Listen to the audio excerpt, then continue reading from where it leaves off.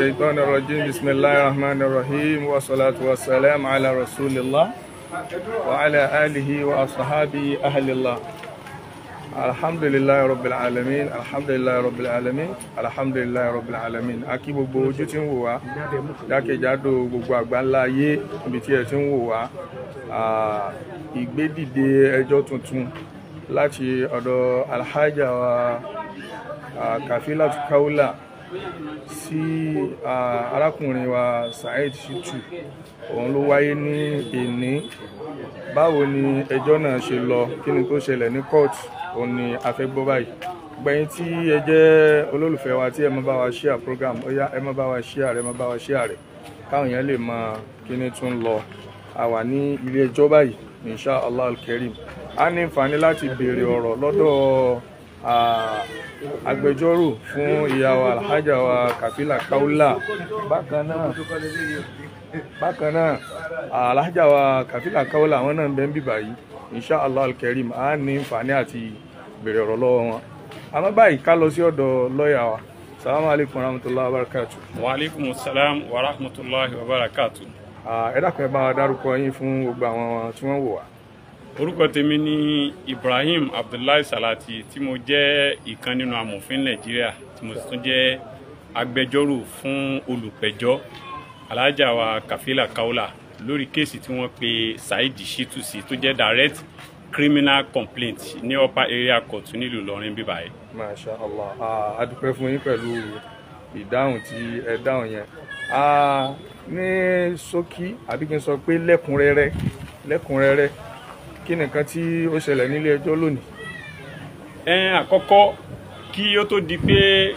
ilé ẹjọ́ máa gbé kéèsì dìde, kó tó di pé èèyàn máa yọjú sílé ẹjọ́, ó ti gbọ́dọ̀ ní àwọn nǹkan kan. Bí ẹni tó fẹ́ kọ́lé ni ó gbọ́dọ̀ ṣe foundation kó tó di kó kọ́lé lé lórí. A draft direct criminal complaint tó jẹ́ ẹ̀sùn igba mẹ́ta ọ̀tọ̀ọ̀tọ̀ tá a fi gbé Saheed Shittu lọ́lé ẹjọ́ gẹ́gẹ́ bí ìbanilórúkọ jẹ́ tó ṣe fún olùpẹ̀jọ́ Alhaja Kafila Kaola. Àkọ́kọ́ ń bẹ ni defamation of character tí a fi gbé lẹ́lé ẹjọ́.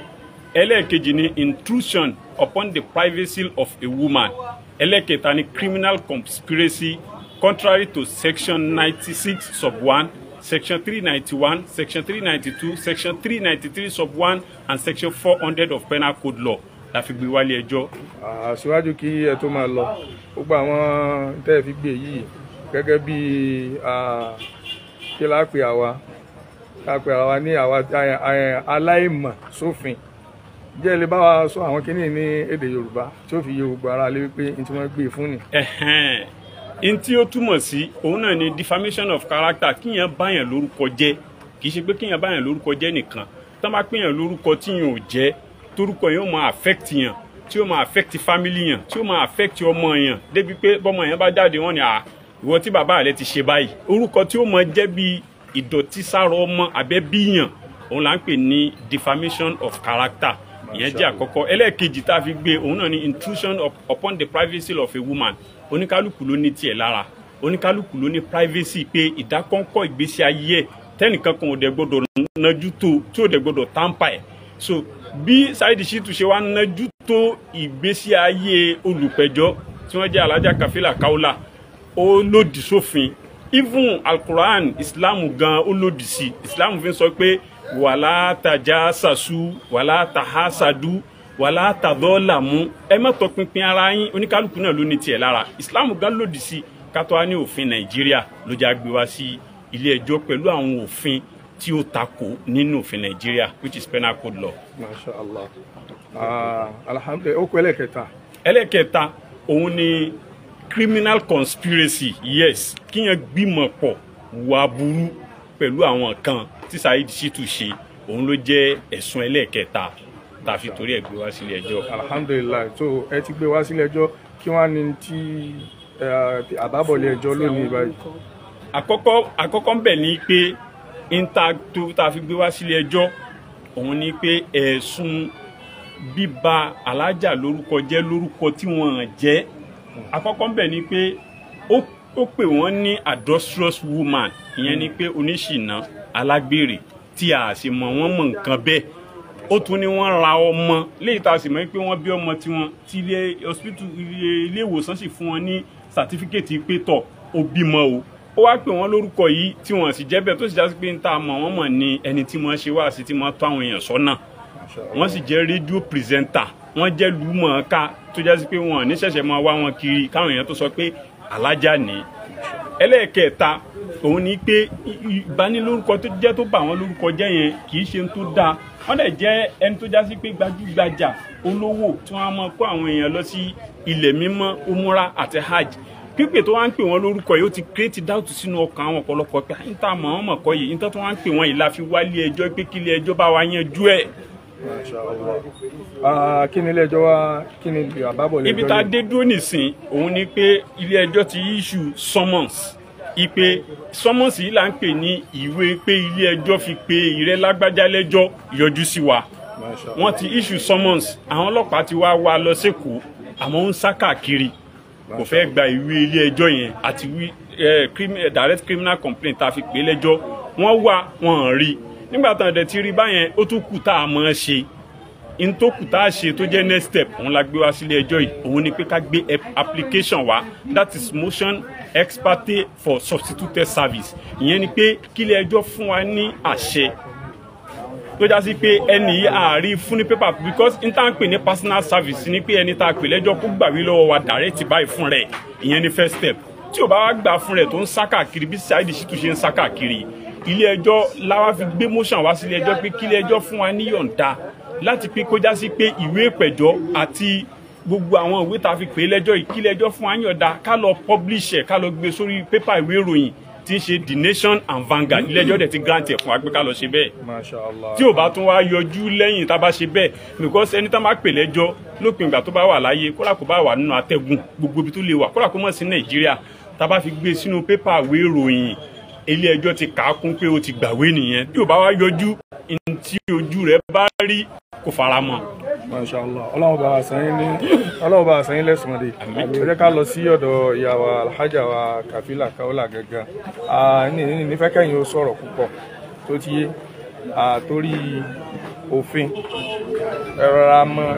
torí àwọn ará bíi náà tá à ń sọ yìí àwọn náà ń sọ yàn láti mú yàn tó ti yé báwọn ní tó bá yẹ kẹ́kàn sọ̀rọ̀ dé bẹ̀rẹ̀ sọ̀rọ̀ dé ibi tí ò bá ní kẹ́ sọ̀rọ̀ dé ẹ fi yókù lẹ̀ fún lọ́ọ̀yà yín pẹ̀lú ògo Ọlọ́run ò ní mú yín wọn ní mú àwa náà bẹ́ẹ̀ mi ṣe máa ń sọ̀rọ̀ yìí máa ń bá àwọn ọ̀nù jẹ gan pé olórí burúkú náà máa ń pè mí torí wọ́n mọ̀ wípé ẹni yìí bí ṣe máa ń sọ̀rọ̀ yìí à lè rí mú kódà ìgbà tí mẹ́jẹ̀ ń sọ̀rọ̀ lọ́bẹ̀ wọ́n tó ti fẹ́ máa sọ̀rọ̀ náà nù Alhaja ní sọ kí lẹ́yìn náà ní sọ sí ọ̀rọ̀ yìí. So alhamdulilayi a dúpẹ́ fún Ọlọ́run ẹ má bínú èmi kàn lè lo orúkọ mi ni Alhaja Kafila Ahmed Rufai tí àwọn èèyàn mọ̀ sí Alhaja Kafila Kaola. Masha Allah. Tí Olúwa ṣe mí ní dáín àwọn tí Olúwa ní kan bí mi àwọn ni wọ́n tọ́ mi pẹ̀lú mímọ̀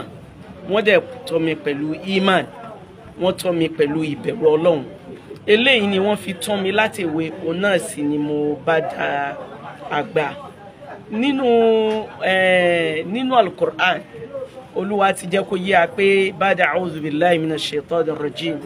Olúwa ní innal ladhina amanu yuqatiluna fi sabilillah wal ladhina kafaru يقاتلون في سبيل الطاغوت وقاتلوا أولياء الشيطان إن كيد الشيطان كان ضعيفا ntọ́lọ́run sọ nínú Al-Qur'an yẹn ó jẹ́ kó yé wa wípé láyé mi ó ní kul ja'a al-haqqu wa zahaqa al-batil innal batila kana zahuqa ayé Al-Qur'an yìí òun ló fi hàn wípé èèyàn láti fún ọjọ́ iwájú ní consideration eléyìí ló jẹ́ kí n mọ̀ọ́mọ̀ sọ pé ó nídìí kí àwọn amòfin àwọn olófin ní Nàìjíríà kí wọ́n bá wa dá sí ọ̀rọ̀ yìí kí Ọlọ́run ọba because mo jẹ́ dáín number one Ọlọ́run fún mi Ọlọ́run ṣe mí ní ẹni tó ní group of company mo ní iléèwé láti creche títí wọ SS3 tó jẹ́ government approved school tí a fi ń kọ́ àwọn ọmọ ní both conventional education, Western education, Quranic memorization. ní àwọn àsìkò ṣáájú kí Saheed Shittu kó tó ní contribution aburú sínú ayé mi ní University Ìlọrin bí àti Federal University àti State University àti Private University bí Al-Hikmah University, University of Ìlọrin àti Kwara State University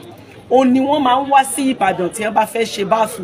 táwọn ọmọ bá ṣe tán ní university tí wọ́n ní kan ṣe báàfù wọ́n máa ń fi orúkọ mi ṣe báàfù wọ́n lè lo ọ̀sẹ̀ kan ní Ìbàdàn torí pé wọ́n ń retí pé Alhaja Kaola fẹ́ ṣe tán tí wọ́n á máa sọ fún mi pé role model ní sí wa Alhaja torí tiyín la ṣe read course yìí ní university ẹ̀yin la mú gẹ́gẹ́ bí ẹ̀ńtàbẹ́ ká fi ṣe project kó tó di pé Ọlọ́run kádàrá kí Saheed Shittu kó tó ti ọwọ́ bọ inú ayé mi níbàjẹ́ ó jẹ́ nǹkan ìbànújẹ́ tó tóbi ṣáájú kó tó wá àwọn ọmọ tó ń bẹ nílé ìwé mi lé ní 400 ṣáájú kó tó bẹ̀rẹ̀ blackmailing ní àsìkò yẹn ó affect nǹkan gan yàtọ̀ sí ọ̀rọ̀ hajj yàtọ̀ sáwọn business mi gbogbo business mi pátá òun ló tọwọ́ bọ̀ náà yà kan yẹn ẹlẹ́ẹ̀kejì àwọn students tí mo ti kọ́ lẹ́kọ̀ọ́ jáde torí ipa ti bẹ̀rẹ̀ iléèwé yẹn ó ti súnmọ́ 20 ọdún àwọn students mi tán wà ní diaspora àtàwọn tán wà ní country mi àwọn náà ti mọ̀ọ́mọ̀ béèrè pé màmá ọ̀rọ̀ yìí kò yẹ ká máa wò níran ọjọ́ tí mo wá sunkún jù ó ní ọjọ́ tí Fahim ọmọ tí mo kọ́kọ́ bí tó wá bá mi pé mọ́mì mi a rí kinní kan lórí Facebook àwọn gbọ́ wípé àáfà Saheed Shittu ṣe é mọ̀ wọ́n mo ní mo mọ̀ wọ́n wọ́n ní pé ra ọmọ ẹjọ́ kí ni ìtumọ̀ rẹ̀ ọmọ tí mo bí ló bí mi bẹ́ẹ̀ ọ̀rọ̀ yẹn jẹ́ nǹkan ìbànújẹ́ ìgbà tí nǹkan yẹn tó ní agbára tó dé stage kan mo bí ọmọ kan orúkọ ọmọ yẹn jẹ́ Ìsìjàbá èmi ò mọ̀ mo fún ọmọ lọ́yàn lọ́wọ́ òun làwọn èèyàn wọ yàrá mi tí wọ́n gba ọmọ lọ́wọ́ mi tán ní ṣé mi rí pé mo ti sunkún yóò ní mo ní mi mọ̀ pé mo sunkún torí pé kinní yẹn ó cause ọ̀pọ̀lọpọ̀ àwọn damages ó fa depression ó le gan kí n kí Ọlọ́run lára àwọn tí Ọlọ́run ní kí wọ́n ṣàdúró tì inú wọn ni Sheikh Muhammad Taofik Akeugba Gold torí pé wọ́n fi mí lẹ̀ rárá àti àwọn staff mi àwọn òṣìṣẹ́ mi gbogbo àwọn tọ́lọ́run kádàrá kí àjọ máa ṣe olúwọba àdékẹ́ ọlákójọ kó mọ̀ padà lẹ́yìn wa torí eléyìí n tí Saheed Shittu wá sọ mo fẹ́ kó wá yànnàná ẹ̀ níbo ni mo ti ṣe zìnà fídíò tó gbé jáde níbo ló ti rí ẹ̀rí kó di méjì àkọ́kọ́ níbo ni mo ti ṣàgbèrè kójúwe bẹ̀ ẹni mo ṣàgbèrè pẹ̀lú kó bá wa dárúkọ ẹ̀ fídíò yẹn níbo ló ti rí torí pé ó sẹ́ndì fídíò yẹn sí mi ọjọ́ yẹn mo parí kìámù lé lóru òun ló pè mí wọ́n láti píìkẹ̀ ó wá lóun sẹ́ndì fídíò kan sí ẹ ò ní sùn mọ́ tó bá ti rí láàrin ìṣẹ́jú díẹ̀ ó dẹ̀ sẹ́ndì fídíò yẹn bó ṣe sẹ́ndẹ̀ Ọlọ́run ní kálàjà yìí Alhaja yìí wọ́n bẹ pẹ̀lú mi lóru ọjọ́ náà tí wọ́n wà pẹ̀lú mi Ọlọ́run ló fi wọ́n kẹ́ mi bọ́n ṣe ní káwọn gbé fídíò yẹn tá a wò lákọ̀ọ́kọ́ ǹjẹ́ ká check lẹ́ẹ̀kejì ó ti sáré delete ẹ̀ a ní opportunity láti mú fídíò yẹn London number ló fi send fídíò yẹn sí wa ẹlẹ́ẹ̀kẹta ni pé níbo ni mo ti ra ọmọ méje lọ́lọ́run kádàrá kí n kúnlẹ̀ bí lẹ́yìn ìgbà tí mo ti ṣàgàn Ọlọ́run kádàrá kí n bí ìbejì lẹ́ẹ̀mẹ́ta mo bí ẹyọ kan lẹ́ẹ̀kan níbo wá ni mo ti ra àwọn ọmọ yẹn kí Saheed júwe bẹ̀ kó mú wa débẹ̀ àwọn ọ̀rọ̀ yìí wà very important nítorí pé àwọn tọ́lọ́run ti kádàrá kí n ní impact nínú ayé wọn inú ìbànújẹ́ ni wọ́n wà nítorí ẹ̀ ló jẹ́ kí a wá sí ilé ẹjọ́ torí pé ní kí n má sọ̀rọ̀ púpọ̀ alhamdulillah Ọlọ́run bá wa san yín lẹ́san rẹ̀ lọ́yà kí lẹ ní sọ sí ọ̀rọ̀ tí Alhaja sọ. láfikún láti má rojọ́ púpọ̀ torí ọ̀pọ̀ ọ̀rọ̀ kò kún agbọ̀n èyí tí ó máa jẹ́ advice fún Saheed most especially àwa tá a súnmọ́ tó já sí pé à ń hélì ẹ̀ à ń sọ fún pé n tó ṣe é da àbáwá míì náà tó já sí pé àwa tiẹ̀ mọ̀ díẹ̀ bí Saheed ò bá tiẹ̀ mọ̀ púpọ̀ ignorantia non excusat kí ẹ máa claim pé mi ò mọ̀ pé òfin ó gbé mi tí mo sọ yìí mi ì mọ̀ pé òfin ò fẹ́ òfin fàyè gbarú nǹkan báyẹn èyí tí wàá máa jẹ́ mọ̀ràn ni pé gbogbo àwa ta súnmọ́ ta nímọ̀ díẹ̀ ẹ bá sọ̀rọ̀ níwọ̀nba ipe kó yọjú a kì í sá fún ilé ẹjọ́ bí ilé ẹjọ́ bá ń pè yàn a kì í gúdì kọ ọrùn sí ilé ẹjọ́ pé mi ò dáhùn ìyẹn ń dá ọ̀ràn mọ́ràn ni ìyẹn là ń pè ní contempt ex facie curia kí ilé ẹjọ́ máa pè yàn ẹ̀sùn tó lè gbìyàn dénú ẹ̀wọ̀n ni yàtọ̀ sí pé ó dáràn míì tẹ́lẹ̀ tí ilé ẹjọ́ ń pè kíyàn tó wá máa sá káàkiri kó má yọjú kí ilé ẹjọ́ dẹ̀ máa pè kó má dáhùn pé àwọn òun ló wà ń bẹ̀ a kì í rí ilé ẹjọ́ fín a kì í wò pé ṣe báwọn èèyàn ló wà ń bẹ̀ kódà kó já sí pé ọmọ rẹ ló jẹ́ adájọ́ o gbọ́dọ̀ sọ̀yájú sí tẹ́ bá sọ̀rọ̀ ọmọ sí bàbá ẹ lọ yanjú ẹnu lé ni àmọ́ tó bá jẹ́ ilé ẹjọ́ wàá fún lọ́wọ́ kódà wá lọ́ọ̀yà tá a bá fẹ́ àdírẹ́sì àwọn adájọ́ èdè yù téyìnbó máa ń lò a kì í lò fádájọ́ intáyà sọ ni pé a ní my lord your lordship a kì í lo èdè àbùkù fún wọn ká tó wá sọ pé ilé ẹjọ́ ń pèèyàn yẹn wá ń sá káàkiri Saheed Shittu kò wá sí bó ṣe lè sá tó bó ṣe ń sá káàkiri tó yẹn bẹ́ẹ̀ náà lè gun àwa lọ́ọ̀yà ń le torí pé àwọn òní nǹkan kan míì táwa ń ṣe ẹjọ́ làwa ń rò gbogbo nǹkan tó wá ń sọ yìí ipe ọ̀rọ̀ nípa lágbájá tó ń dárúkọ wọn tó ń bà wọn lórúkọ jẹ́ yìí ilé ẹjọ́ yìí ṣe lé bàbá tèmi kì í ṣe lé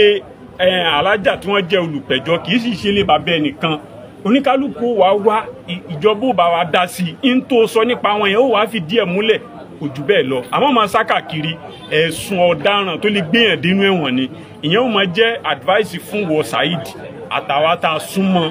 tó tún yé wa díẹ̀ pé yọjú wọ́n tó lè jókòó ti kámẹ́rà tó lè máa bá kámẹ́rà sọ̀rọ̀ gbogbo tó máa ń bá kámẹ́rà sọ yẹn kúkú yọjú kó wá bálé ẹjọ́ sọ kájọ yanjú ẹ̀ làwa fi wálé ẹjọ́ ilé ẹjọ́ ti wá fún aláṣẹ pé gbogbo court process àti summons ká lọ publish ẹ̀ sínú pépà tó bá ti wá yọjú gbà náà tójú rẹ bá rí kó fara mọ́. Alhamdulillah rabbil alamin masha Allah lọ́yà ẹ̀yin náà wà gẹ́gẹ́ bí amòfin àmọ́ pé péjì tiwa yìí èyí tí a máa fi ń ṣe ni pé a máa fi ń kọ́ àwọn èèyàn ní ẹ̀kọ́ ni ẹ rí i pé àyè kìí ṣe péjì ẹ̀kẹ́ ebú kìí ṣe péjì ẹ̀kẹ́ ebú kìí sì ṣe péjì ìbanilórúkọ jẹ́ kódà bí èèyàn bá bú wa ẹ rí i bá ṣe tún fi péjì wa yìí gbé nísìnyí yìí wọ́n tún jáde lónìí wọ́n tún bú ètò ṣàlà pẹ̀lú ògo Ọlọ́run gbogbo tẹ́ bá bú lè bú lára wa Ọlọ́run ti ní káwọn èèyàn mọ̀ pé àìṣe ẹni èébú ok ẹ jẹ́ ká lọ báyìí ẹ̀kọ́ wo lẹ lè kọ́ àwọn èèyàn lórí ọ̀rọ̀ tí ń ṣẹlẹ̀ yìí gẹ́gẹ́ bí amòfin so ẹlòmíì ò lè learn níbẹ̀ bismillah. lákọ̀ọ́kọ́ before kí n tó proceed mo kí àwọn ọ̀gá mi fẹ́ kẹ́ dárúkọ yín Ọlọ́run jẹ́ kí a rí wọn pẹ́ especially àwọn ọ̀gá mi ń bí báyìí ó ti orí kíníra tí máa ń sọ̀rọ̀ ó gbà yẹn nígbà kéèsì Ọlọ́run àwọn náà ṣe gudugudu méje yàrá mẹ́fà alhamdulillah inú mi dùn gbà mo rí wọn ní Nàìjíríà mo ní alhamdulillah ẹni tí a ti sọ̀rọ̀ all this while lórí afẹ́fẹ́ tá àríra rí so àní inú mi dùn náà fún Alhaja wa ìyá Kaola tí Ọlọ́run ní kí wọ́n gbé ìgbésẹ̀ tí wọ́n gbé yìí because tí wọ́n bá fi ẹ̀sùn kàn yàn nínú òfin tí yóò bá debunk ẹ̀ ipe nǹkan tẹ́ sọ yìí kò rí bẹ́ẹ̀ ìtàn padà gbé wá lọ́jọ́ iwájú ipe kódà tóbi débi pé àwọn ọmọ èèyàn àbí àrọ́mọdọ́mọdọ́mọ wọ́n máa bá bẹ́ẹ̀ tó bá wá dọjọ́ iwájú tó bá lo kíní against àwọn ọmọ kí làwọn ọmọ wa sọ nígbà yẹn tó bá tẹ̀ ní any defence tí wọ́n fẹ́ put off àyàn ní even gan ìgbà tí màmá yín àbí tí lágbájá gan tọrọ yìí ṣẹ̀ sí nígbà tó wà láyé gan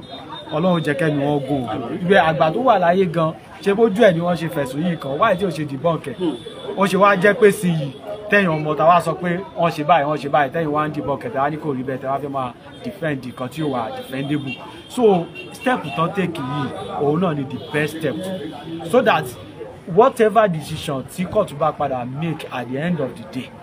láti vindicate wọn pé allegation tí wọ́n fi kàn wọ́n o irọ́ ni then secondly ìwà tí arákùnrin Saheed Shittu yìí wù sí sàkání wọn ìwà tó burú jáì ni lábẹ́ òfin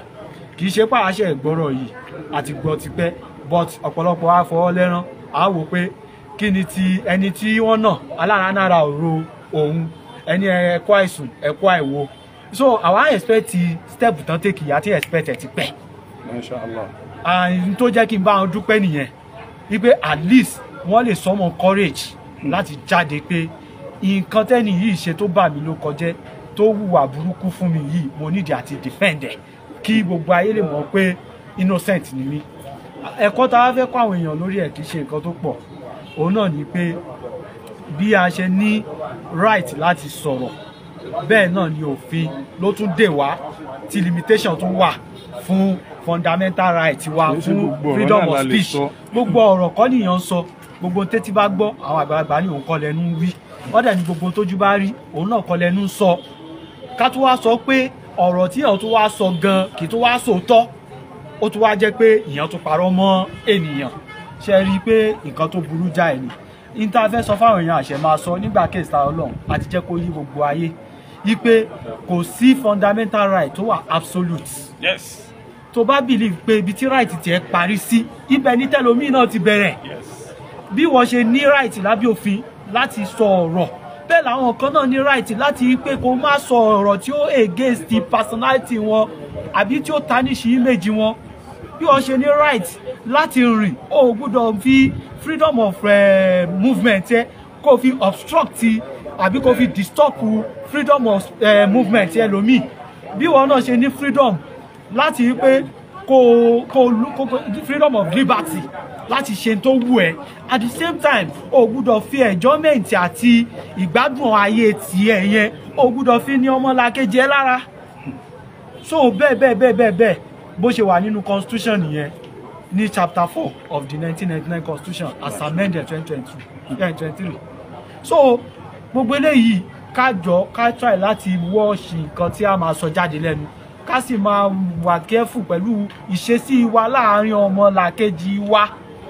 Ká má torí pé a fẹ́ enjoy freedom ká ṣe kí ni ká fi tàpá sí òfin àbí láti fi kó bá ọmọlàkejì wa. So eléyìí tí ìyá dẹ̀ ṣe lé nìyí mo mọ̀ pé this is a strong message sí àwọn arábí láti mọ̀ pé eré náà kọ́kọ́ ń pè ṣùgbọ́n nísìnyí ó ti ń dòótọ́ o. Ó rà lọ́ọ̀yà ibi tẹ́ fi mọ̀ pé kì í ṣeré kéèsì Saheed Shittu tó wà lọ́wọ́ tiwa báyìí ó ti di márùn-ún. ó ti di márùn-ún. Ifun tí bàbá Akeugba Gold criminal case ní federal court ní Kòyílẹ̀kọ̀ ó ń come up lé ní báyìí torí kéèsì Alhaja ni ò jẹ́ wà ń bẹ. Last Monday kéèsì bàbá Akeugba Gold ó come up fundamental right enforcement suit ní federal court àwa ń bẹ. Gbogbo kéèsì yìí kò wá ṣe ètò yọjú. Òun sáká kiri ní sẹ́mọ̀. Wọ́n tó jẹ́ fọ́ọ̀nì ni pé gbogbo àwọn preliminary objection tó fáìn lọ rí wọ́n lọ attach fake medical reports láti tó emanate from a private hospital, not even public hospital, claiming that he seriously sick ó wà ní sick bed. Ẹni tó ń fèsì kámẹ́rà lójoojúmọ́. Everyday. Àánà dúró dè wọ́n ni. We believe that by Wednesday tí kéèsì yẹn máa kọ́ ọ̀pọ̀ àwọ̀ argument wọn àwa náà lè kàńtẹ̀. So bó ṣe rí nìyẹn Ọlọ́run ní dáadáa. Barakallahu fikum. A'udhu billahi minash shaitani rajim. Bismillahir rahmanir rahim. Bàbá Ṣíwà Adébọ̀wálé. Ẹ jẹ́ kí n kí orúkọ mi ní Barrister Ismail Adébọ̀wálé. Ẹ jẹ́ kí n kí start from lawyer Abdulkadir Ajasa. Nígbà tí mo ń bá wọn sọ̀rọ̀ US ni mo wà and that sọ̀rọ̀ dáadáa and he has been a very very good advocate for Muslim community. Jazakallah khairan my brother. Lọ́yà Salati àgbà fọ́ọ̀mù àfà ṣé ọmọ tí mo kí Barrister Ibrahim Salati mo kí wọn púpọ̀. Ṣé rí mo kàn fẹ́ sọ kankan torí mo máa ń try láti avoid social media interview. For the first time mo fẹ́ sọ kankan because Brother Sakama máa watch page yẹn gan. Barakallahu fi. Tẹ́nibọ̀dé bá bu yín ẹ screenshot page tó ti bó yín ẹ gbé wá sí chamber tì mí a ṣe free of charge fún yín a different free of charge. ẹ bá mi gbọ́dọ̀ tóbi mo ti nílẹ̀ tó pọ̀ mo ti ní screenshot nílẹ̀ tó pọ̀. wọ́n bá defame tó bá bu yín pé you are doing your cover some certain cases within the ambit of the law wọ́n wá ń bu yín ẹ screenshot page yẹn ẹ send chamber àtẹ̀jọ́ tiwa àwa ṣe free of charge. ó ti pọ̀ ńlẹ̀ wà bá. that's number one. ṣẹ́rí number two ṣẹ́rí àpẹẹrẹ sọ pé kóńtù bàdà òsì bíláì mẹ́sàn-án àti bíláì mẹ́sàn-án kóńtù kárí òun mọ́tí òkèjà ti lè náà sí àwọn tá a jẹ́ mùsùlùmí ṣẹ́rí ọlọ́run ṣàwá ní ẹ̀ṣà tó pọ̀ ṣẹ́wárí kéèyàn kan wá bọ́ta kó lo social media kó máa bú everybody káàkiri kò bá òfin mu ṣẹ́rí one of our Muslim preacher wọ́n try láti gbé WhatsApp call ẹnìkan jáde WhatsApp voice call yẹn wọ́n wá gbé sórí page wọn that comparative preacher mo wá ní kí ni wrong now ṣẹ́rí our Muslims àti abuse social media Nigeria ṣẹ́rí tá a bá dẹ̀ fa kéèsì to the level tó já sí pé àwọn kan máa lọ ẹ̀wọ̀n kò ní dáa ṣẹ́rí mo warn àwọn kan gbà kan mo ní ẹ má lọ social media kẹ́ máa gbé picture anybody káàkiri tí wọ́n bá authorize lórí Facebook ẹ kàn ní wá nísìn kẹlẹ́pọ̀kẹ́ picture Ismail Adébọ̀wálé picture Abdulkadir kìíní kan ó wá gbé jáde láì gbàyànjá is against the cybercrime law ó wrong total and ṣẹ́wárí tí mo tí wá fẹ́ sọ̀kan yẹn tó ń lọ lọ́wọ́ ṣẹ́rí tí mo dín mọ́ríkàs bá ṣe tafsir wọ́n tún bọ́ta wọ́n máa sọ̀rọ̀ ṣẹ́rí àwọn míì kàn commit offensive upon offenses ṣẹ́rí tí ẹ̀yìn kan bá wà tó bá ní view òun rẹ̀ lórí Islamic view pé kí ló ń pè kí ni iná kí ló máa ń pè view ní Lárúbáwá pé opinion tèmi òun lélẹ̀ lórí any Islamic issue ìwọ náà wàá sọ tiẹ̀ ò ní lọ abuse personality ẹ̀ nìyẹn ṣẹ́rí for example ní tí mo bá kaba ní sọ̀rọ̀ Buhari báyìí làwọn rí ń pa ẹ̀ ìwọ náà lọ sọ tiẹ̀ pé nǹkan tẹ̀mí ríre o don't abuse people ṣẹ́rí nǹkan tá a fẹ́ ṣàlàyé fẹ́ ṣe ni pé ẹjọ́ gbogbo àwa tá a bá jẹ́ Muslims brothers and sisters wa a lẹ́tọ̀ọ́ láti lọ gbé any information anybody jáde lórí social media láì sí permission ẹ̀ either WhatsApp or Facebook page or pictures or conversation or ní TikTok ṣẹ́rí èèyàn kò bọ́ta kí èèyàn kò bọ́ta ní ìsìnkú nítorí pé o ti jẹ́ British citizen àbò jẹ́ US citizen àbò jẹ́ permanent resident àbò jẹ́ Nigeria àbò jẹ́ kinní kan kó wá gbé picture èèyàn kan kó gbé jáde ṣẹ́rí mi mọ mo sì ń bẹ̀rẹ̀ lára mi pé kí ló fún àwọn èèyàn ní that privilege ó pọ̀ gan in fact ó wà embarrassing ṣẹ́rí tó bá ṣe lamẹ́ríkà or US ẹni yẹn tá a bá fẹ́ sọ̀rọ̀ ká máa wà very very careful kódà kí èèyàn kan sọ pé tó bẹ́ẹ̀ yẹn kan bá padà bú ẹ gan tó o bá ti ní evidence wípé ó sọ lórí social media má gbé jáde kí nǹkan tí mo ń sọ tí èèyàn kan bá bú ẹ gan tó o bá lórí social media for example nísìn client wa nísìn Alhaja Kafila Kaola àwọn mú pé Saheed Shittu defendant bàtà yìí pé wọ́n ní Alhaja Kafila Kaola náà bú àwọn mo ní no Alhaja Kafila gbọ́ lórí social media wípé báyìí ṣẹlẹ̀ sí àwọn náà wá gbé jáde ó yàtọ̀ sí wípé wọ́n wá sórí social media wọ́n bẹ̀rẹ̀ sí búyàn ó yàtọ̀ ìyá ní point mi tí n bá nìkan lórí social media ní ìsìn tí n bá share mo share lórí social media ẹni tó kọ́ share yẹn òun ló ní defamatory attitude yẹn kì í ṣe ẹni tó share tí n bá lórí social media ni wàá gbé jáde bọ́ kò sí lórí social media ó wá lọ ó bẹ̀rẹ̀ sí gbé jáde kì í ṣe kan kì í ṣe méjì kì í ṣe mẹ́ta kì í ṣe mẹ́rin kì í ṣe márùn kì í ṣe mẹ́fà ṣẹ́mọ̀ ó wà so funny ṣẹ́ wá rí ọ̀tọ̀ ní ọ̀rọ̀ ọ̀tọ̀ ní kíni ọ̀ràn ọlọ́mọdé àdáràn o ọmọ ẹ̀ka dáràn now my brother èmi kàn fẹ́ dúpẹ́ lọ́wọ́ lọ́yà àjàsá barrister Salati memati Allah be with you jazakumullahu khairan Alhaji Sakama barakallahu fi salamu alaikum wa rahmatullahi wa barakatuh ẹ̀yin kọ́ mi orúkọ tí ṣé alájà wọ́n ti kí wọ́n. sàwọn kọ nídìílé yìí gbogbo ẹ̀yin tí ẹ wò wá nílé ibi tí ọ̀rọ̀ náà dé ni ẹ bá wa share rẹ̀ dáadáa káwọn èèyàn lè mọ ibi tí ọ̀rọ̀ náà dé à ń fi àsìkò yìí dágbére fún wa pé assalamu alaikum wa rahmatullahi wa